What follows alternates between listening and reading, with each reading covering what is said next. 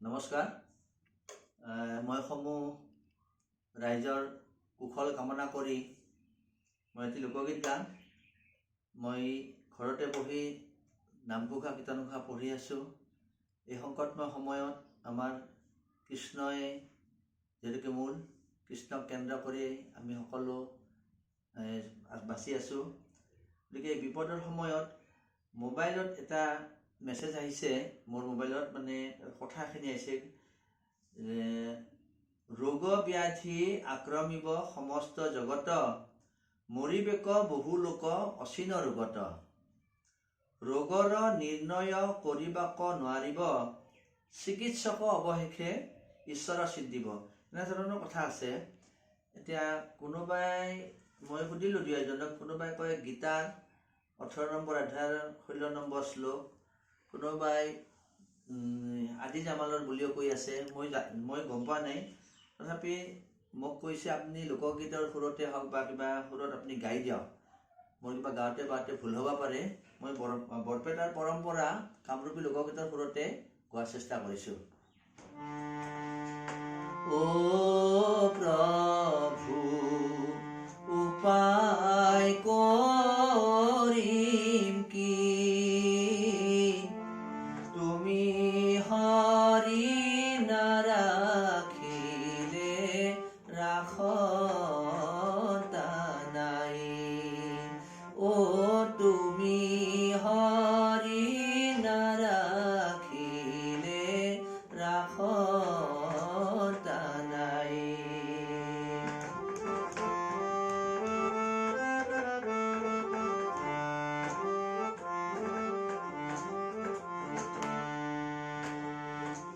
ৰোগ ব্যাধি আক্ৰমিব সমস্ত জগত, মৰিবেক বহু লোক অচিন ৰোগত, ও মৰিবেক বহু লোক অচিন ৰোগত। ও প্ৰভু উপায় কৰিম কি,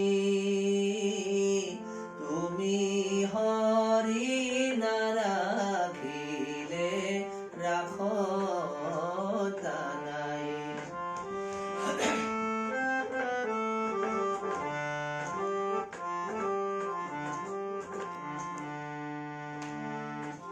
ৰোগৰ নিৰ্ণয় কৰিবাক নোৱাৰিব,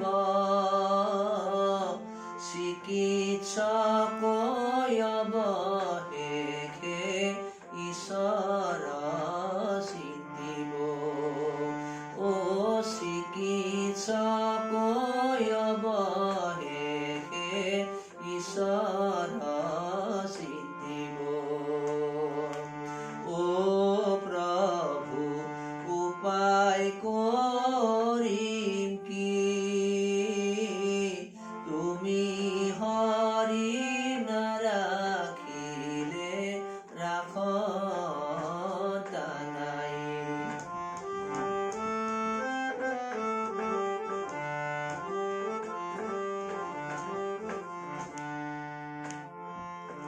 মই কলকি কৈলো জীৱা ততক উদ্ধাৰি, অন্যথা নহব সিটো জানা নিষ্ঠ কৰি। ও অন্যথা নহব সিটো জানা নিষ্ঠ কৰি। ও প্ৰভু উপায় কৰিম কি, তুমি হৰি নাৰাখিলে ৰাখতা নাই।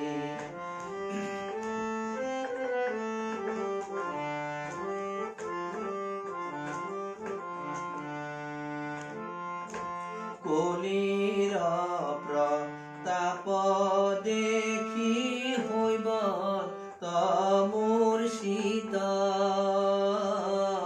ত্ৰাহি ত্ৰাহি বুলি সবে সুখিব নিশ্চিত ও ত্ৰাহি ত্ৰাহি বুলি সবে সুখিব নিশ্চিত ও প্ৰভু উপায় কৰিম কি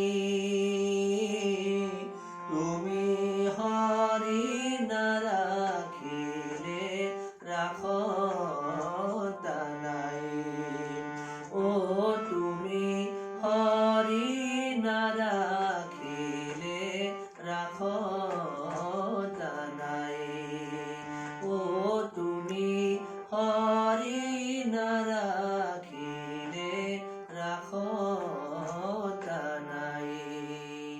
নমস্কাৰ।